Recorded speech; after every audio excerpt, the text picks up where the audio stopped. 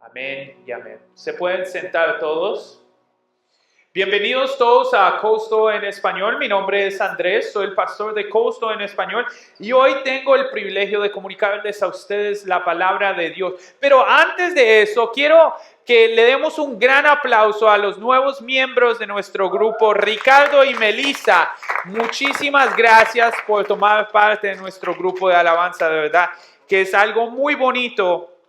Ver cómo el Señor está trabajando en esta comunidad. Pero el día de hoy vamos a hablar de la ira de Dios. Y cuando yo digo eso, la gran mayoría de personas ya tienen un prejuicio cuando escuchan la ira de Dios. Dicen de una, ok, yo tengo una perspectiva, es esto como yo veo la ira del Señor. Pero el día de hoy quiero que nosotros veamos las cosas de una forma diferente. Entonces, en la pantalla hay una obra de arte. Y yo te voy a preguntar a ti, ¿qué significa esta obra de arte? Tómense el tiempo ahí. ¿Qué está tratando de comunicar el autor en esta pintura? ¿Qué está tratando de comunicar? Tú dime. Unos van a decir, bueno, hay varias cabezas, entonces digo de que entre muchos consejos hay sabiduría. Otros dicen, somos uno de muchas personas. Otros dicen, no, miran, hay una cabeza abajito que está sola. Está hablando de la soledad. Entonces, este ejemplo lo uso para mostrarles a ustedes de que cada uno puede sacar su propia teoría sobre qué significa esta obra de arte o qué es lo que el pintor nos quería decir a nosotros. Pero el día de hoy queremos ver qué es lo que Dios nos dice a nosotros. El día de hoy vamos a leer las escrituras y yo quiero que saquemos todo prejuicio que nosotros tenemos sobre los conceptos cristianos y dejemos que el Señor nos hable a nosotros y nos muestre qué es lo que Él quiere mostrarnos a nosotros. Entonces, como tenemos habitualmente en esta iglesia, si nos podemos poner de pie, vamos a leer las palabras que fueron escritas, inspiradas por el Señor. Y leemos todos juntos y dice, pero Dios muestra su ira desde el cielo contra todos pecadores. y perversos que detienen la verdad con su perversión. Ellos conocen la verdad acerca de Dios porque Él se ha hecho evidente, pues desde la creación del mundo todos han visto toda y tierra por medio de todo lo que Dios hizo. Ellos pueden ver a simple vista las cualidades invisibles de Dios, su poder eterno, su naturaleza divina. Así que no tienen excusa para conocer a Dios. Es cierto, ellos conocen a Dios, pero no quisieron adorarlo. Dios nos Gracias. En cambio, comenzaron a inventar ideas necias sobre Dios. Como resultado, La mente les quedó en oscuridad y confusión. Afirmaron ser sabios, pero se convirtieron en completos necios. Y en lugar de adorar a Dios inmortal y glorioso, rindieron cultos a ídolos que ellos mismos se hicieron con forma de simples mortales, a aves, animales y cuatro patas y de reptiles. Entonces Dios los abandonó para que hicieran cosas vergonzosas que desean en su corazón. Como resultado, usaron sus cuerpos para cosas finales. degradantes entre sí. Cambiaron la verdad acerca de Dios por una mentira y rindieron culto. Sirvieron a las cosas que Dios creó, pero no al Creador mismo, quien es digno de eterna alabanza. Amén. Amén y amén. Se pueden sentar todos. Oremos al Señor. Gracias, Padre. porque tú estás en este lugar, Señor. Señor, que este no solo sea un mensaje, sino que sea algo que transforme nuestras vidas. Gracias, Padre, porque tú estás con nosotros. Haz tu obra, Señor. Nosotros solo somos instrumentos. Tu nombre santo. Amén y amén. El primer punto que vamos a ver el día de hoy es la ira de Dios. Pero Dios muestra su ira desde el cielo contra todos los que son pecadores y perversos, que detienen la verdad con su perversión. Aquí vemos cómo el mundo está deteniendo la verdad del Señor. Hace unos cuantos años, en el 2018, se hizo un Pew Research que decía de que solo 60% de los americanos piensan de que Dios va a juzgar a toda la humanidad. Y dice que menos de 40% de todos los americanos creen que Dios va a castigarlos a ellos personalmente. Pero 80% de las personas que tomaron parte de este estudio piensan de que Dios los protege a ellos.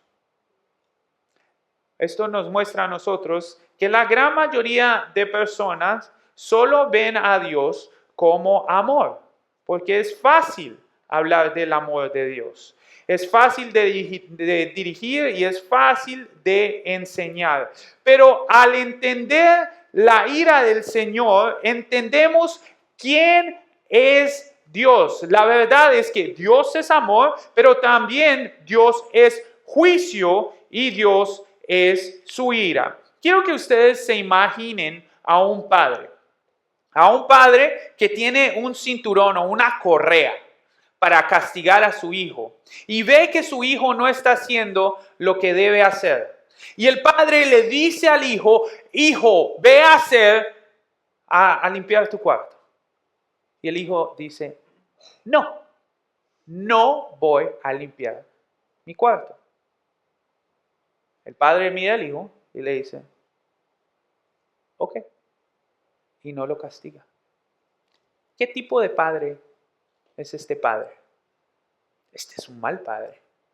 Este es un padre que no está guiando a su hijo.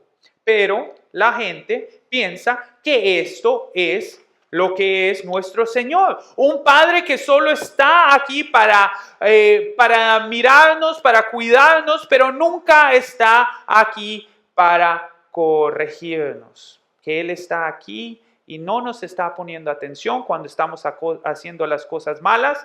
Pero al ver esto, no entendemos el carácter completo del Señor. Si tú piensas de esta forma, ni siquiera puedes entender la gracia del Señor. Hace unos minutos estábamos cantando sobre que ya no somos esclavos, de que Dios lo pagó todo. Pero si tú no entiendes la ira del Señor, no sabes de qué te salvó el Señor. Sin la ira y el juicio del Señor, la gracia del Señor no tiene ningún significado para ti. Porque ¿de qué me ha salvado el Señor? Aquí en este texto, Pablo nos está enseñando de que el mundo que suprime la verdad del Señor va a recibir la ira del Señor. Para entender la ira del Señor, primero tenemos que ir al Antiguo Testamento. ¿Ustedes se acuerdan de la historia de Jericó? Bueno, la historia de Jericó se da cuando Jericó era una ciudad que estaba llena de pecados, llena de un pueblo que hacía cosas que no le agradaba al Señor. Entonces el Señor usó al pueblo y al ejército de Israel para acabar con ellos, mostrando el juicio que Dios mandó sobre el pueblo. en Jericó. No fue un ataque cualquiera, sino que el Señor usó al pueblo de Israel para ejecutar su ira y su juicio sobre el pueblo de Jericó. Sodoma y Gomorra. Cuando tú piensas en una mala ciudad, ¿cómo llamas a esa ciudad? Sodoma y Gomorra. Yo no vuelvo para allá. ¿Por qué? Porque en ese lugar había homosexualismo, había perversión de toda clase y había pecado de toda clase. Por eso el Señor ejecutó su juicio y su ira cuando hizo caer fuego desde el cielo. Cuando estamos hablando de la historia de Noé, la gente se olvida de que el Señor decidió inundar al mundo. ¿Por qué? Porque el mundo estaba lleno de pecado. Al no entender la ira del Señor, no lo podemos entender a Él. Porque la verdad es que todos merecemos la ira del Señor. Si tú has pecado una vez en tu vida, tú eres digno y mereces que la ira del Señor caiga sobre ti. Toda la humanidad trae la ira del Señor sobre ellos. Pero, ¿cuál es el propósito de la ira de Dios? Como todo, es para traerse a sí mismo gloria. A través de su ira, el Señor trae gloria sobre Él mismo. Y tú me preguntas, ¿pero cómo puede ser eso? Porque a través de la humanidad ver lo que le pasa a los pueblos que no siguen al Señor, se les da a ellos una oportunidad para volver a los caminos del Señor. Con el pueblo de Israel esto pasa varias veces, pero la vez que me parece más presente en este momento es cuando Israel iba caminando por el desierto y ellos se dedican a adorar a otros dioses. Entonces el Señor lo que decide hacer es mandar una plaga de serpientes para atacar el pueblo y causarle que varios miembros de la tribu caigan enfermos y se mueran. El efecto de la ira, las serpientes, fue que el pueblo dijo: no, tenemos que volver al Señor de Israel. Y cuando ellos volvieron al Señor, Él les dio la solución de la plaga a través de una serpiente de bronce, que el que miraba a la serpiente se sanaba de la enfermedad. Y de la misma forma el Señor hace esto con su juicio, ejecutando su juicio, dándole al mundo la oportunidad de volver a Él. Ese es el propósito. Él trata de reubicar a la humanidad para que vuelvan a Él. En la imagen que les hice del Padre, la ira del Señor es como la correa del Padre. A través de la correa y la disciplina del Padre, el Padre no busca herir al Hijo, sino reubicar al Hijo para que vuelva hacia el Padre. Porque la verdad es que todo el mundo merece la ira del Señor. Por eso tú y yo tenemos tanta urgencia cuando estamos comunicando la palabra del Señor. Porque las personas que no siguen al Señor van a estar apartados de Él y van a estar en el infierno por el resto de la eternidad. Por eso tú y yo tenemos tanta urgencia para comunicar la palabra del Señor.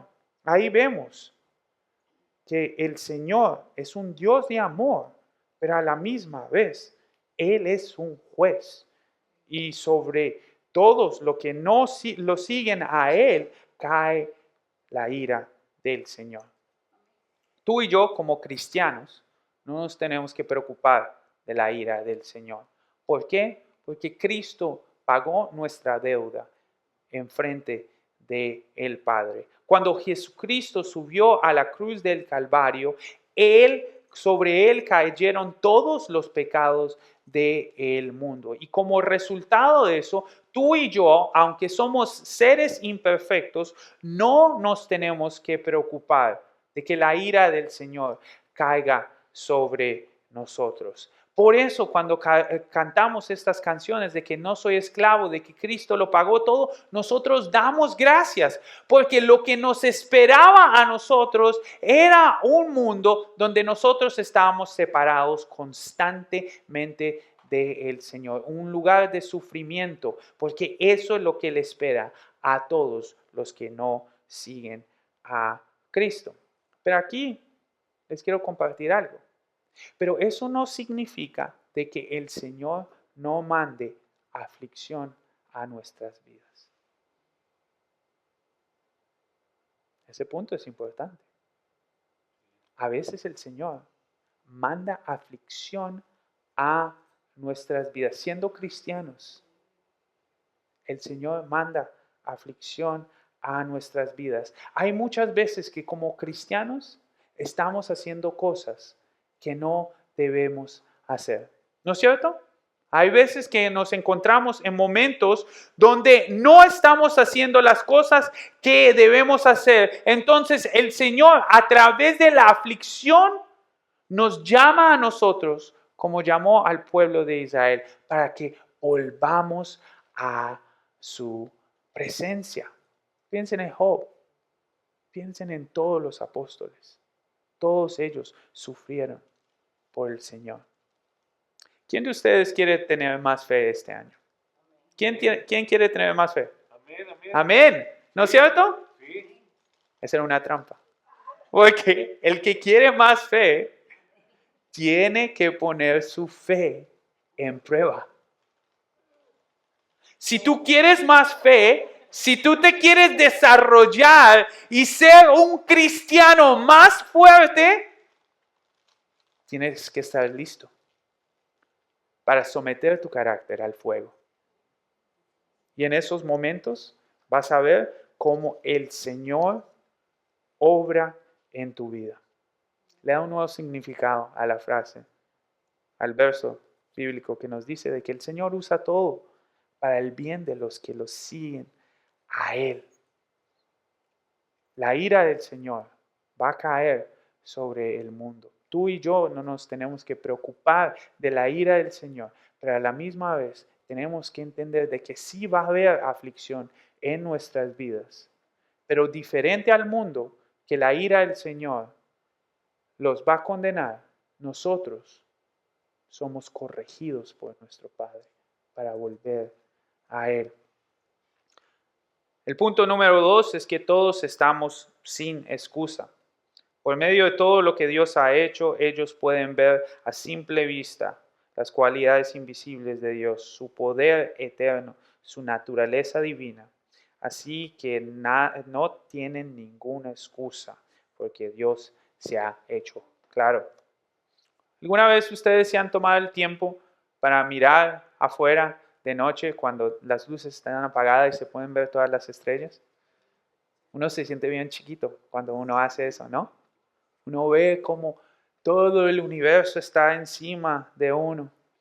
Ustedes han ido al doctor y le han hecho rayos X y todo eso y uno ve sus ligamentos y las venas y todo eso y uno dice, wow, eso es increíble. A mí me encanta ver esos programas de doctores cuando están operando a las personas y muestran todas las venas y todo.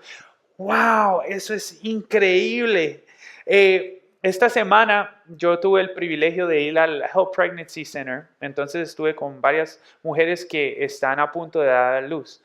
Y yo les dije que, porque estas eran madres que estaban teniendo su primer bebé, y ellas me estaban diciendo sobre todo lo que estaba pasando. Y yo les dije, bueno, yo no sé cómo ser madre, pero lo único que yo les puedo comunicar es que como padre, el momento más especial, el momento más hermoso, es cuando después de 9 meses, tú estás ahí y tienes a ese bebé por primera vez. Y lo miras y dices, wow, ¡Qué milagro! ¡Qué milagro! Esto solo apunta a un creador que tiene un diseño perfecto. Pero si nosotros le preguntamos a la ciencia moderna, ¿qué hay de esto? La ciencia moderna te va a decir, es que todo esto es una gran accidente. Que en medio de la nada salió todo. Para mí eso me suena improbable. Eso es difícil. Pero la verdad es que antes de la revolución científica, todas las civilizaciones habían llegado a la misma conclusión. Esto tiene que venir de un creador divino. Tiene que haber algo más grande que nosotros. Es la única conclusión lógica que nosotros como seres humanos podemos llegar a. De que hay algo más grande que nosotros. El mundo alrededor de nosotros es muy divino. Tiene muchos misterios. Y es tan perfecto que tú y yo nunca lo vamos a entender. Nunca podemos ni empezar a pensar cómo diseñar cosas que están alrededor de nosotros cotidianamente. Y Pablo lo que nos está tratando de decir aquí es que el mundo alrededor de nosotros está sin excusa, porque la mano del Creador está sobre su creación. Pero el problema no es la evidencia de un creador, el problema es que el mundo alrededor de nosotros no quiere ver a Dios. No se quieren enfocar en las cosas que ellos no pueden controlar. El mundo alrededor de nosotros está enfocado en sí mismo y lo que nosotros podemos controlar, pero el Creador está evidente en su creación. Pero el mundo moderno se ha dedicado a tratar de borrar la mano del Creador. Pero Él se ha hecho evidente. El mundo moderno no se puede hacer preguntas básicas como ¿qué pasa con mi vida cuando todo esto se acabe? Esa es una pregunta esencial que la humanidad siempre se ha preguntado. Pero el mundo moderno no quiere que tú te hagas esa pregunta. ¿Por qué? Porque la conclusión de preguntarse esa pregunta es de que tiene que haber algo más después de esto. Tiene que haber un ser divino. Esa pregunta te lleva a la conclusión de que tienes que buscar a Dios. Tienes que buscar a algo más. Y en la creación, Dios se hace claro. ¿Alguna vez te has preguntado de dónde viene esto? ¿Qué es lo que va a pasar después de que yo salga de este lugar? ¿Cómo se diseñó todo esto?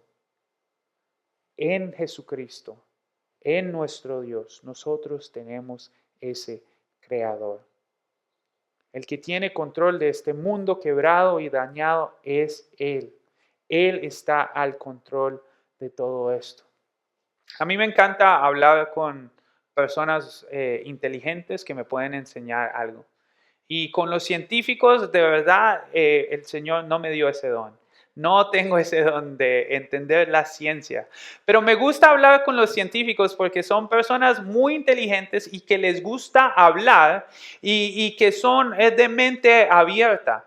Y cuando hablas con ellos, les puedes preguntar de todo lo que sea, del tema que ellos conocen y ellos te explican y se toman el tiempo para hablar contigo y tú les haces un ejemplo que no tiene nada que ver y ellos se ríen y dicen, sí, pues sí, se parece, pero de verdad no, y después te ubican y te enseñan, pero a mí de verdad me gusta preguntar y preguntar como un niño curioso, pero siempre en cada una de esas conversaciones llega un momento donde yo hago una pregunta.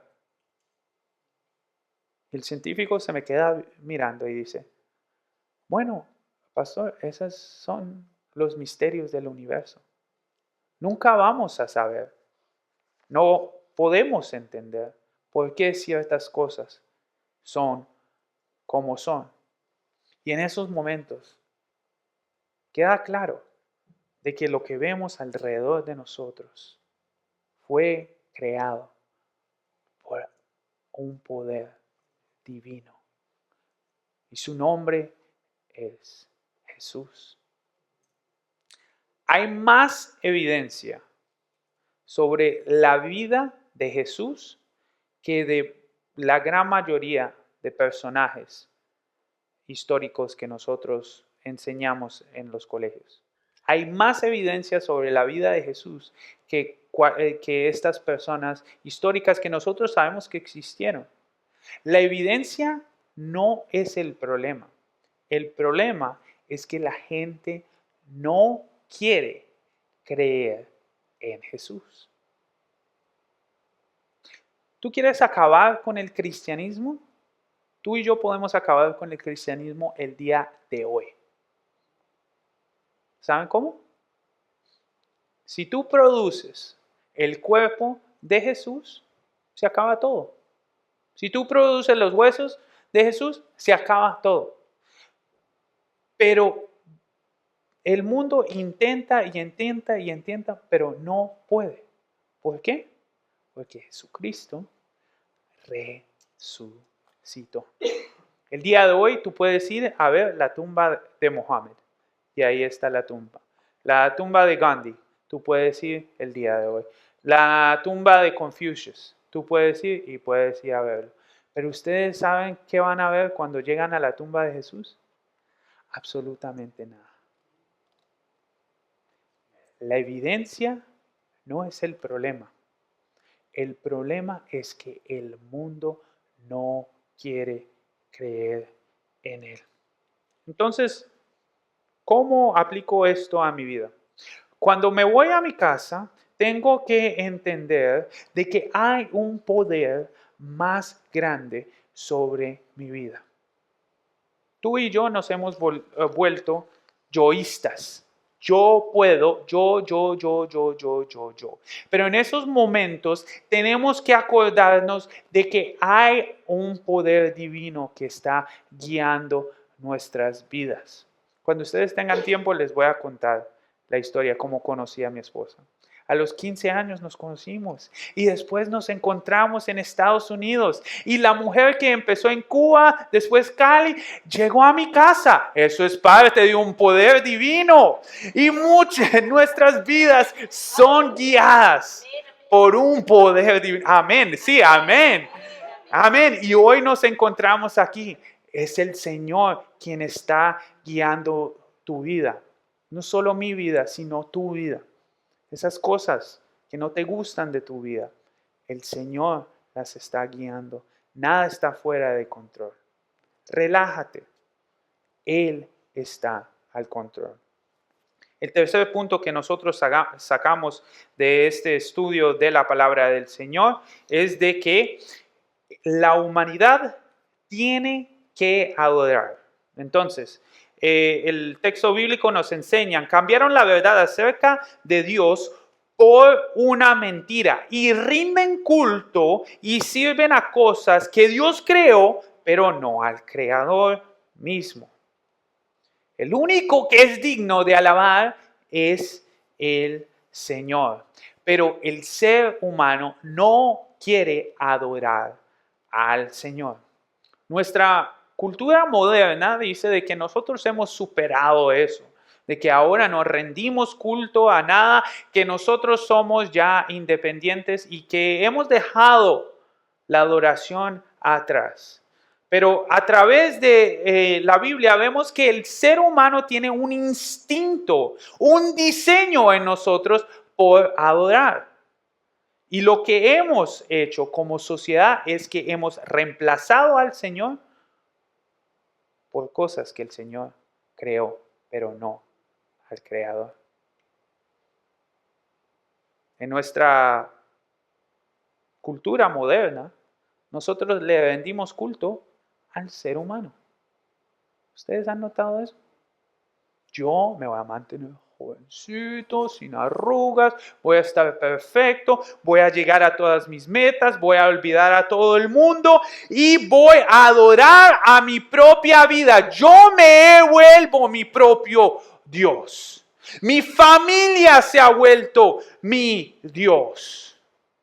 Mi trabajo, mi plata. A lo mejor ya no adoramos a un becerro de oro, pero ahora nos adoramos a nosotros mismos. ¿Por qué? Porque tú y yo fuimos diseñados para adorar. Y no solo para adorar, sino para adorar al Señor. A mí me encanta la IA. La inteligencia artificial me encanta, pero ese ya se volvió el Dios moderno de la gente. La gente ha abandonado al Señor y piensan que han evolucionado y han superado al Señor, pero siempre vuelven a lo mismo. Han cambiado al Señor por cosas que el Señor creó, pero que no son Dios. Entonces la pregunta difícil que les voy a dejar el día de hoy es, ¿y tú a qué estás adorando? Todos tenemos algo a lo mejor escondido. ¿Será tu pareja? Íntimo. A mi trabajo, a mis logros. ¿Quién soy yo? ¿No? Y en ese momento, cuando reconocemos cuáles son nuestros ídolos en nuestras vidas, tenemos que traer esos ídolos hacia el Señor y acabar con esos ídolos. Porque el Señor solo acepta adoración a Él mismo. El día de hoy tenemos que reconocer de que solo hay un Dios, Jesucristo, que vino a la tierra para salvarnos de la ira de Dios. Y a través de su gracia, tú y yo somos llamados hijos e hijas del Todopoderoso. Oremos a Él. Señor Jesús, gracias.